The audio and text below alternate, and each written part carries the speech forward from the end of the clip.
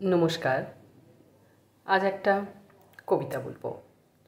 কবি সুনীল গঙ্গোপাধ্যায় রচিত কবিতা কেউ কথা রাখেনি। কেউ কথা রাখেনি, ৩৩ বছর কাটল, কেউ কথা রাখেনি। ছেলেবেলায় এক বষ্টমী তার আগমনী গান হঠাৎ থামিয়ে বলেছিল, শুক্লা দ্বাদশীর দিন অন্তরাটুকু শুনিয়ে যাবে।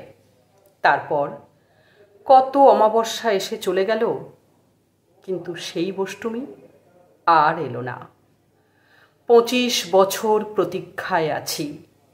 মামা বাড়ির মাঝি নাদের আলী বলেছিল, বড় হও দাদা ঠাকুর, তোমাকে আমি ৩ প্রহরের বিল দেখাতে নিয়ে যাব।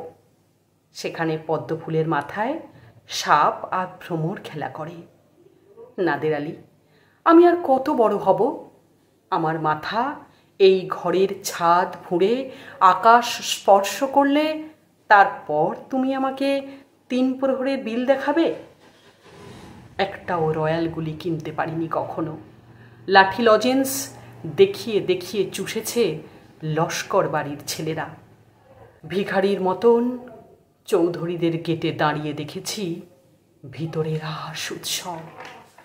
অবিরল রঙের ধারার মধ্যে সুবর্ণ কঙ্কন পরা ফর্সা রমণীরা কত রকম আমোদে হেসেছে।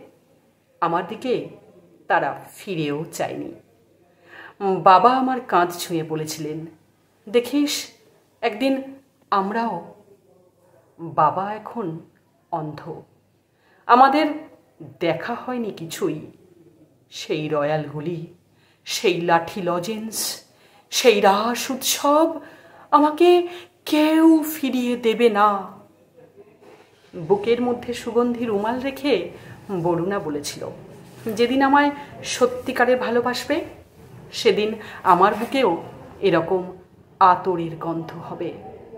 ভালোবাসার জন্য আমি হাতের মুঠোয় প্রাণ নিয়েছি। বিশ্ব সংসার তন্ন তন্ন করে খুঁজে এনেছি ১০৮টা নীল পদ্ম। তবু কথা রাখিনি বরুণা। এখনো সে মাংসের গন্ধ, এখনো সে যে কোনো নারী। কেউ কথা রাখেনি। ৩৩ বছর কাটল, কেউ কথা রাখে না। নমস্কার।